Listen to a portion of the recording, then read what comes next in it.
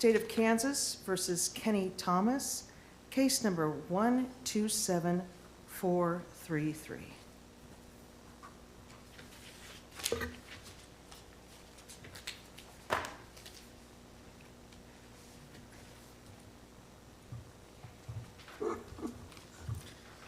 May it please the court, David Miller appearing on behalf of the appellant, Kenney Thomas. And I would request of the court 5 minutes, to reserve 5 minutes for a vote. 5 minutes is granted. Thank you. This case, this appeal arises from a case where Mr. Thomas was, we submit, acting lawfully in self-defense. We submit he should have been granted immunity from prosecution because a motion for immunity was litigated pre-trial. But then at a minimum, once it went to trial, he should have been allowed an instruction on his actual defense at trial. And that is, was his use of deadly force reasonable? In conjunction with that, had the jury been properly instructed on the use of deadly force, the presumption that his use of deadly force, if he was using such in his place of work, that presumption would have applied. The jury would have started out with the presumption that his use of deadly force was reasonable. And then, of course, that's a rebuttable presumption for sure. But as the Macomber court set forth, and we've cited it in the brief, that presumption carries significant weight with the jury. I'll start with the immunity motion. And one of the issues in the district court was whether this was Mr. Thomas's place of work. Place of work is not defined in the statute. As far as I can tell, there's not any case law that interprets what a place of work is. I went to the dictionary definition for lack of any authority, and it's pretty broadly defined as a locality that has boundaries.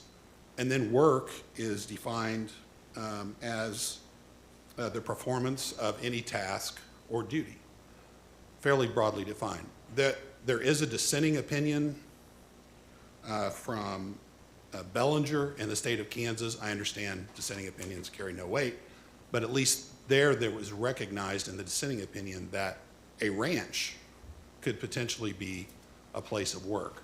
We cited a Pennsylvania case, again, not controlling on this court, where the Pennsylvania court found that the defendant working in his strawberry fields was in his place of work. So I think certainly if there's an issue or if there's a question about,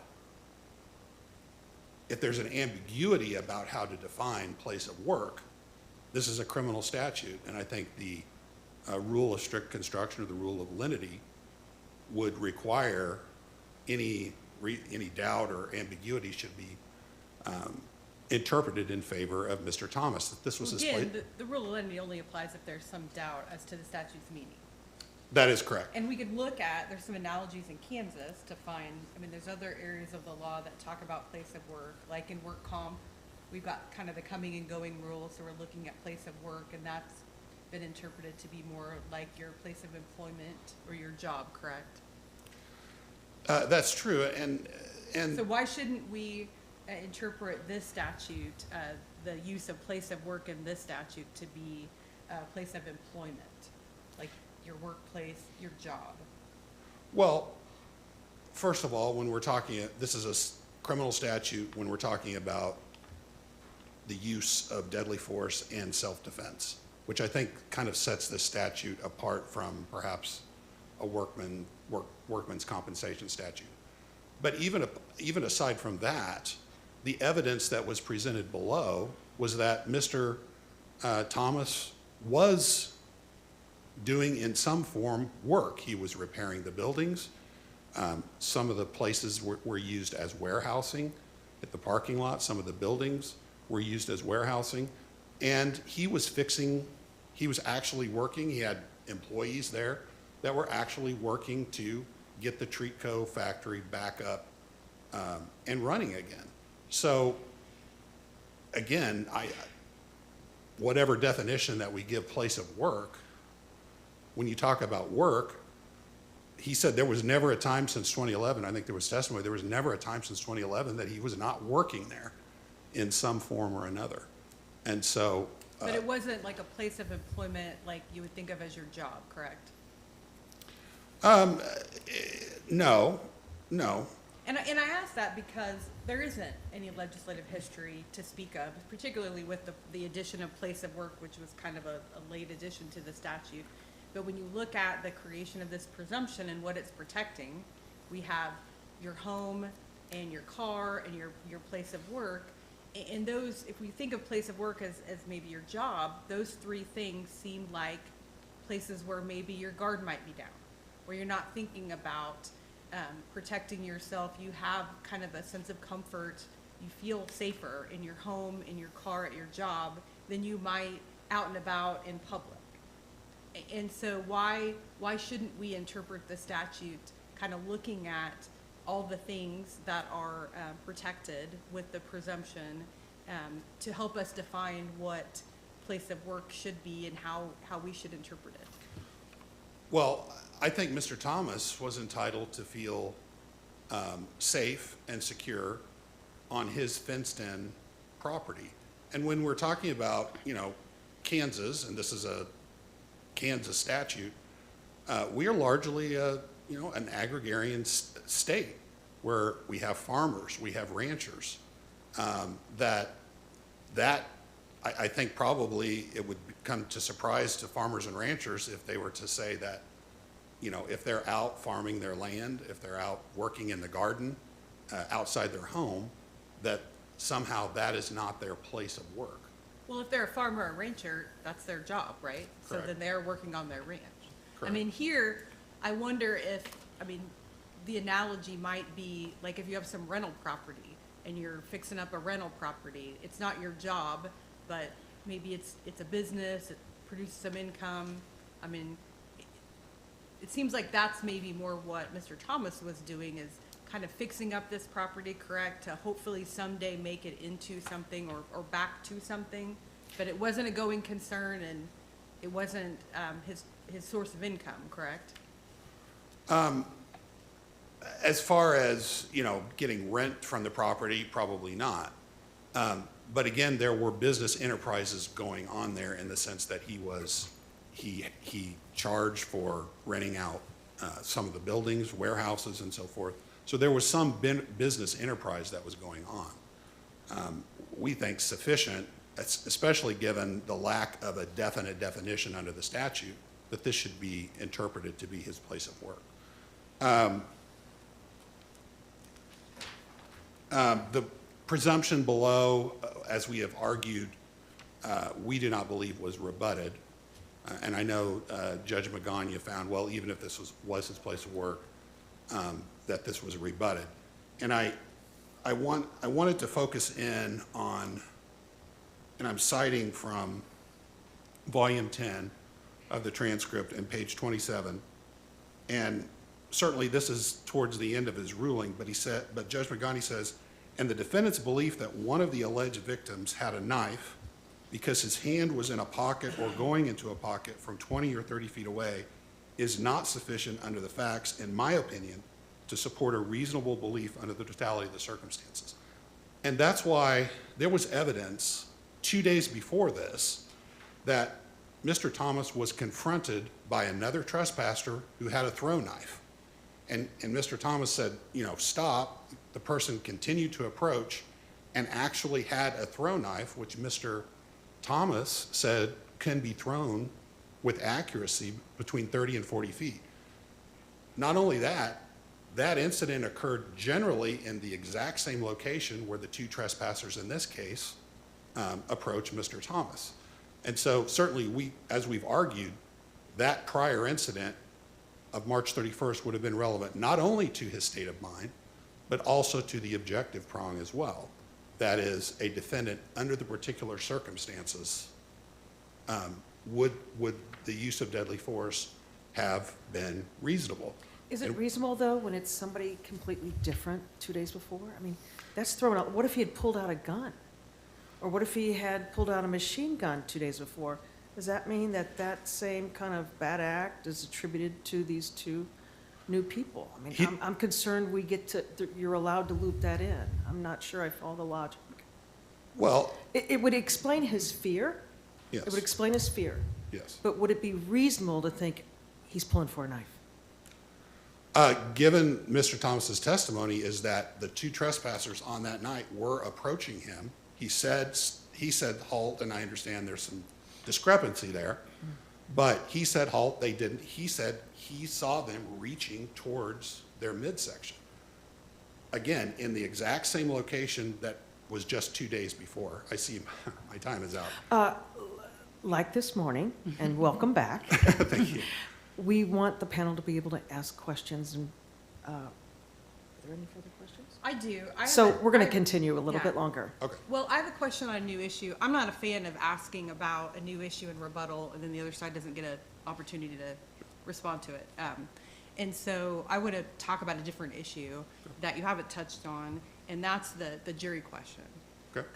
And the question that I kind of want to hone in on is, it's my understanding is, you're asking for some statements that weren't admitted into evidence and claiming that those statements should have been given to the jury when they asked for them. Is that correct? That's correct. Do you have any legal authority that would allow a district court to provide a jury with evidence that wasn't admitted at trial to the jury in response to a question? Well, and I argued the rule of completeness. And so the transcript, there were two transcripts that were used of the immunity hearing by the prosecutor in cross-examining Mr. Thomas. But again, that's an evidentiary rule, right? That we're dealing with in trial normally and not after evidence is closed? Yes, but the transcript was not just simply being used to refresh his recollection. They were actually reading verbatim, question, answer, again, using it to defeat or undermine Mr. Thomas's claim of self-defense. And what stopped defense counsel from asking for that statement to be admitted at the time it was used, or by redirect, asking him questions about the things that were talked about? And I completely understand what the court is saying. And I did ask for this matter to be remanded. I did file a Van Cleve motion because, and that's one of the issues that I raised, is ineffective assistance of counsel, specifically with regard to that issue, but also with regard to not asking for instructions that are directly relevant to your theory of defense. That is the use of deadly force and then the presumption. In addition to not objecting to what I think is a blatant comment on Mr. Thomas's state of mind and his credibility. So I did ask for that to be remanded for a hearing on ineffective assistance of counsel, and that motion was denied. I don't know if it's appropriate in an oral argument to ask that the court reconsider that or not, but if it is, I certainly would ask that the reconsideration of the Van Cleve hearing, because I do think a lot of these issues center on counsel's effectiveness. But nevertheless, under the rule of completeness, we cited the case law, again, not in Kansas, it's out-of-state case law that says if you're basically introducing, through questioning, part of a transcript, as was done in this case, effectively under the rule of completeness, the entire transcript is considered to be submitted into evidence. And so the argument that I made is that when the jury asked specifically to hear Mr. Thomas's testimony from the immunity hearing, or the rest of his testimony from the immunity hearing, that under the rule of completeness, that was in fact evidence that could have been read back to the jury, just like any other readback. Again, I don't have any Kansas case law to say that, but I did cite some out-of-state cases for that proposition. And I think, again, I don't know if you want me to go on, but. Why don't you wrap it up with this Sure. last thought, and then we'll Sure. let opposing counsel argue? Thank you. We would ask, Your Honors, for all the reasons we set forth in the brief, that a reversal, at least on the immunity issue, a reversal back to the district court, because the evidence that was admitted at the immunity hearing was much different from that admitted at trial, and therefore a harmless error under the Phillips standard of harmless error is inappropriate, and that we'd ask that it be remanded back for another hearing on the immunity motion. Alternatively, we would ask for the convictions to be reversed because the jury was not instructed on the correct theory in this case, which is use of deadly force and then the presumption. The jury never had the opportunity to hear his actual theory of defense or consider it. And so we would ask for all those reasons that Mr. Thomas's conviction be reversed for a new trial. Thank you. You'll have your time on rebuttal.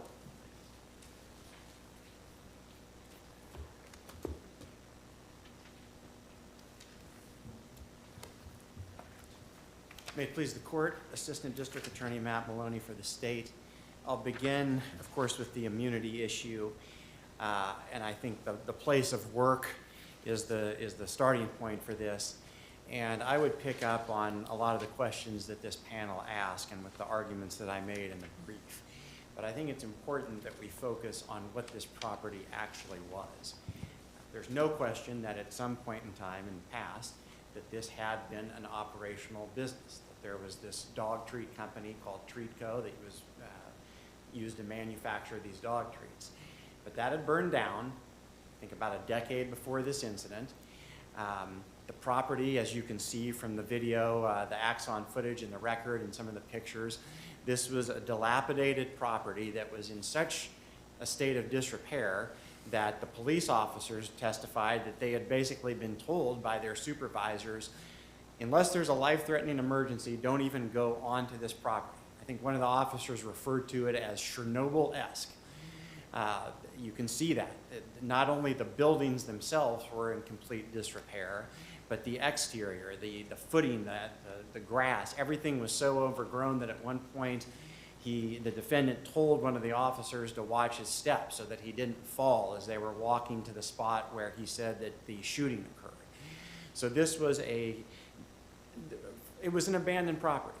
Now, whether the defendant chose to spend some time there on a weekly basis trying to clean things up, that's really not the question here. And I would note that while that was much the theory of testimony at the immunity hearing and at trial, on the night of the incident, he told the officers that he really didn't know what his plans were for the land. So the fact that he potentially might have been trying to get this property back into a condition that in the future he might be able to turn it back into an operational business, that's really, I think, a red herring. We're looking at what the state of the property was on the night of the shooting. And as your honors pointed out, there's no indication that he was making a living on this location, that this was his place of employment. And that contrasts to the examples that counsel has given today of a ranch or a strawberry field. I believe it was Judge Klein pointed out. Presumably when you're talking about things like that, those are people who are actually making a living on a working farm or ranch or a field. They're actually deriving income specifically from doing that. I would say this would be more akin to if my neighborhood association allowed me to start, I don't know, I planted a garden on the common area and they just let me do it. But I'm not making any money from that. I'm just choosing to do it of my own free will, wanting to grow some things there. That doesn't make it my place of employment. It's a choice that he made to theoretically try to get this place back into some sort of a condition where it would be anything other than an abandoned property. And I think the very nature of this case shows us what this property is. It was so dilapidated, and it was apparently, I think to anybody from the outside looking in, it was abandoned. That's why it became such an attractive location for apparently some of these teenagers and young people to come onto the property. And I would suspect, and I think the record would support this, The reason that those teenagers did that is because there was no indication, there was no signs that this was actually a property that was still in use. So again, the mere fact that he chose to go there on his free time and try to clean things up for the potential of down the road getting it back into operational shape, that's not the question. If he had successfully done those things and Treatco had risen from the ashes one day and he had started running a business again there, then absolutely, that's a totally different question, but that's not our facts. So I think that Judge Magana was correct in finding that this was not a place of work as used in that statute. I would alternatively argue, as I did in the brief, that his alternative finding that the state had rebutted the presumption even to the extent that it would have applied. I think there's ample evidence of that. The court did consider those previous incidents. If you look at the court's ruling, it's not like the court failed to acknowledge his testimony or that he had said that he had had these prior encounters. The court took everything into consideration, and the court expressly acknowledged that there was conflicting testimony between the defendant and the two victims. And I think it's also important to note that the court specifically emphasized that defendant's own words on the night of the incident, both before the shooting, when he had the police there to haul off this first trespasser, and then his comments and demeanor after the shooting, all of those things were very much inconsistent with what his later testimony was, that he feared for his safety. When you watch that Axon footage from the officers that night, it very much supports their testimony, which was that the defendant was, I think one officer used the word jovial was his demeanor that night, that he was laughing, that he was joking. That But didn't the defendant try to explain that away? I think at one of the hearings he said, well, my affect was like that because I have ADD or ADHD and I kind of make random comments and I'm trying to explain, like it may have seemed that way, but here's why I was doing it, because I'm uncomfortable and I just say things based on these conditions. Yeah, I did the think judge take, was that at trial or do you remember, was that at the hearing? I remember what you're referring to, Your Honor. I don't recall either whether it was trial. It might have been at trial, maybe as a way to try to explain it to the jury. But I think he essentially said, yeah, I was nervous, and that's kind of how I behave. That's fine. That testimony is there. I would argue that that's an attempt on his part to reweigh the evidence now that we're on appeal. The mere fact that he said it didn't obligate the district court to believe it when he was able to view the footage himself. And I think not only the demeanor, but the actual language that he used, of course, the infamous language about how he was going to be sending two to the hospital with buckshot. He called his shot. He said exactly what he was going to do, and he did it. And when you look at what he was telling the officers that night, I think it's clear that rather than fearing for his safety, he was just annoyed. He was annoyed that kids continued to come onto this property. He was concerned about potential vandalism. And he was also, he said he was worried that footage of it would be put on the internet. That was seeming to be his big concern, was he didn't want there to be videos out there that would encourage additional people and additional trespassers to come on the property. He never once told any of those officers, either before or after, that he feared for his safety. It was very much a matter of him being annoyed. And I'm not here to say that he didn't have a right to be annoyed, that trespassers would come on to the property. But that's a separate question than whether he was acting in lawful self-defense when he shot these two unarmed victims from a pretty significant distance. And again, this is where it's certainly relevant that Judge Magana acknowledged the discrepancies in the testimony between the defendant and the victims. And he found that the victim's testimony allowed the state to meet our burden of showing that this was not acting in self-defense. Counsel today emphasized that the defendant said that he thought that there was somebody going for a pocket, that he thought it could have been a knife. He also testified that he had given them a verbal warning and that they disregarded that and kept approaching. Well, the victims said that their testimony was absolutely to the contrary, that they never approached him, that they had barely gotten inside this exterior fence or whatever was at the very edge of the property line, that he never said a word to them before he opened fire, and that as soon as they did hear the shots, they both turned and ran away. So the district court was in the position to see and hear all of that conflicting evidence and simply found that the weight of the evidence supported a finding that we had met our burden. And I think there's ample evidence in the record to support that. Turning, I guess, to the first instructional issue, which is about the presumption, I would note that, first of all, I would incorporate the arguments on the first issue as far as why this would not have been appropriate as an instruction, because it was not a place of work. But alternatively, I would note that the only case that the defense really relies on in this issue of the brief is the McComber case, where the Supreme Court declined to reverse, even though the defendant in that case had requested it at trial and had a more favorable standard of review. So again, when you look at the evidence in this case and the testimony of the victims and all of the other evidence in this case, I would urge this court not to reweigh the evidence in the manner that the defendant is requesting. The jury question issue, I would agree with the points that were made during counsel's argument.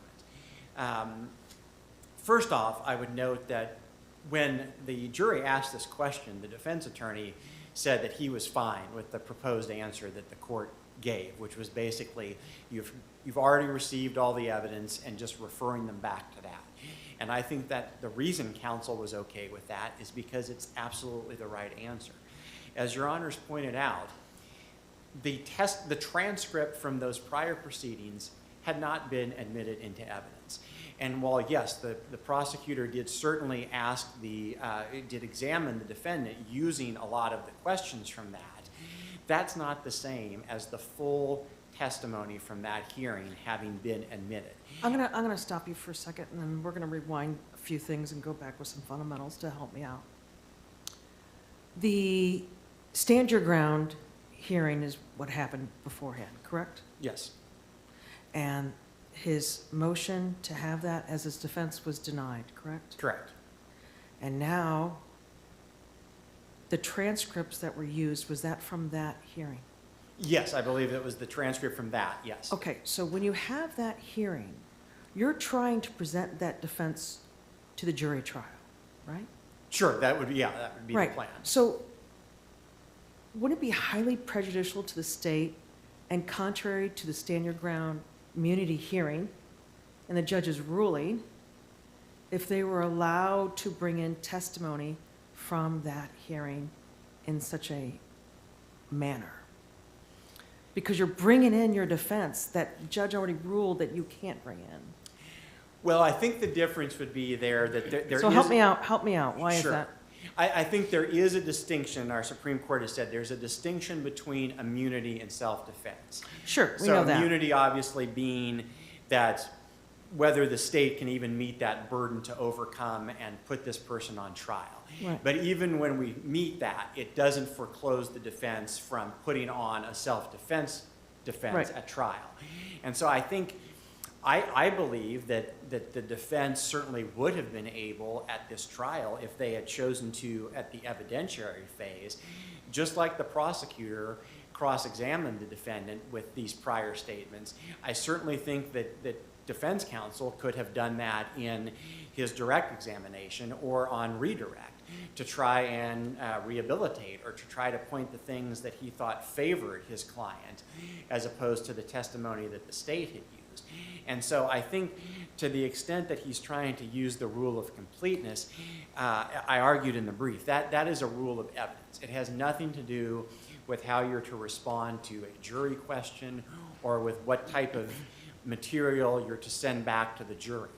And I found it especially telling when I was briefing that issue that even when you look back under the old version of the statute, which was much more explicit in saying that the district court shall read back testimony when the jury requests, even under that statute, our Supreme Court gave district courts some discretion in how they did it. It wasn't simply a carte blanche. If the jury asked for it, you have to give it to them verbatim. But now the statute has been significantly amended to just expressly say that it's in the district court's discretion.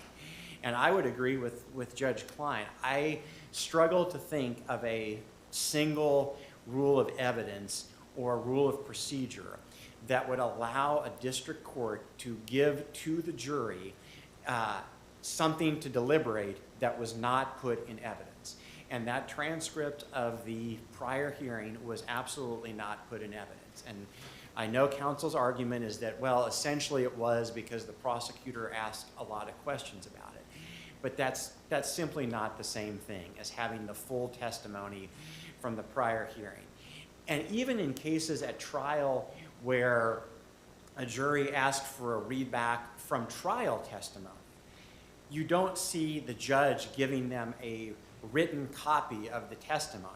And a lot of times you don't even see a full readback. The judge will ask them to narrow down their request and say, hey, I'm not going to have the court reporter read back 60 pages of this witness's testimony. If you have something specific, if there's a portion of it you want, tell me and we'll try to work that out.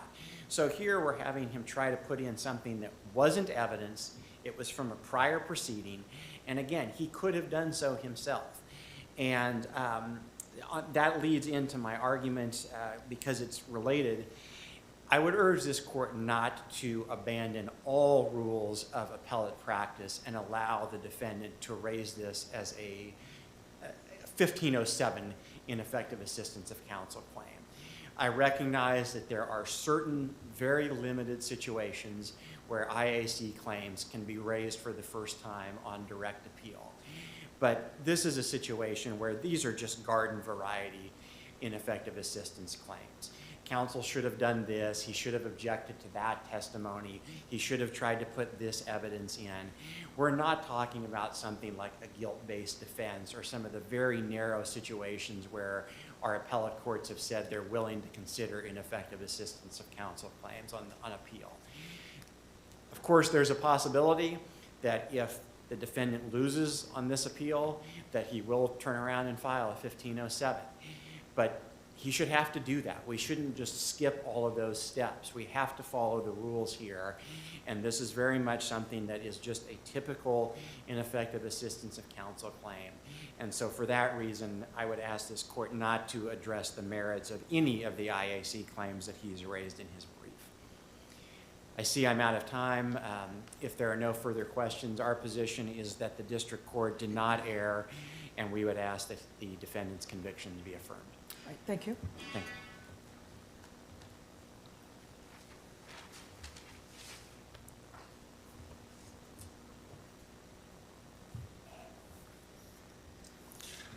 I wanted to address the argument, and the thought just occurred to me. The legislature used the term place of work. It didn't use the term place of employment. We're supposed to interpret a statute according to the words that the legislature used. I would submit that work is a much broader concept than simply employment, which seems to be the focus of the state's argument, is that, well, this wasn't his employment, this wasn't where he was making money. Work is a much broader term than employment. So I would submit, given the facts below, that this would qualify for his place of work. There was an argument about, Judge Magana ruled against the immunity motion because there was no evidence that the victims were armed. And in fact, that is contrary to Kansas law, as we've argued in our brief. The law of self-defense recognizes reasonable mistakes.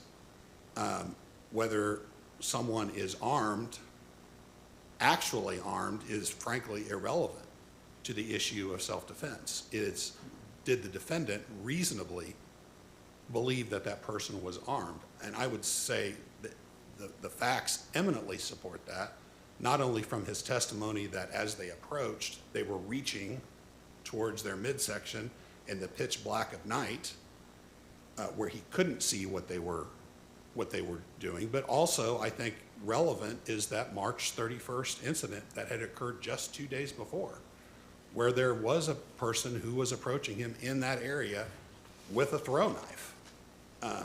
So I think that absolutely shows a reasonableness on the part of Mr. Thomas.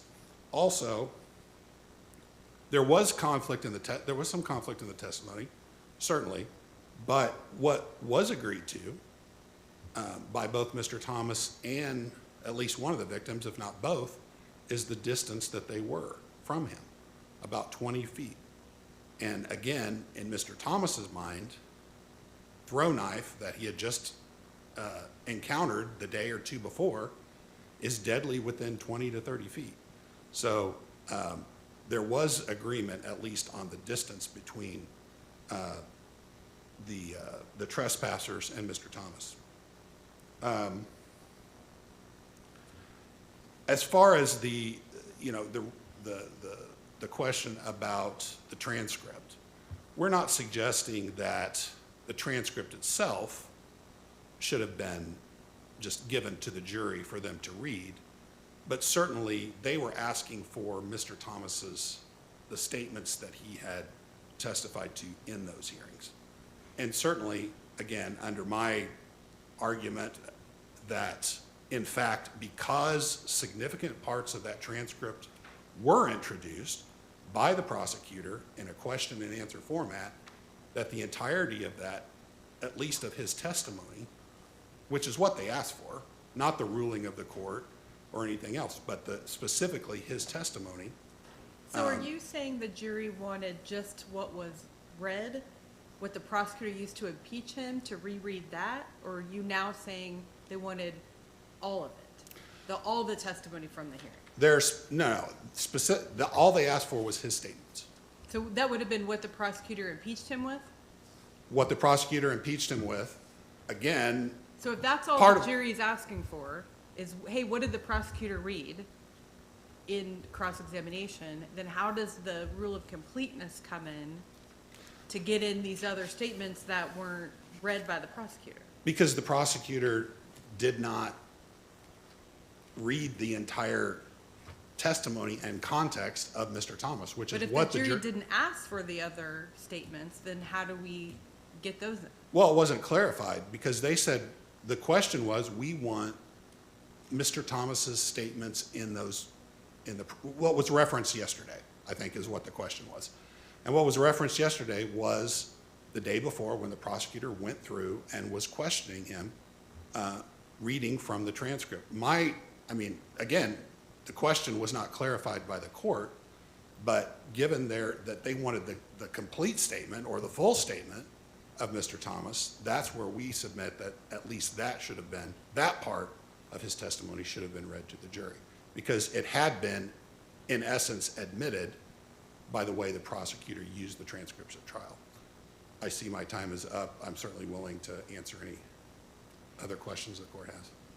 No, Okay. thank you very much. We would ask that the court reverse Mr. Thomas's convictions. Thank you. We will take the matter under advisement.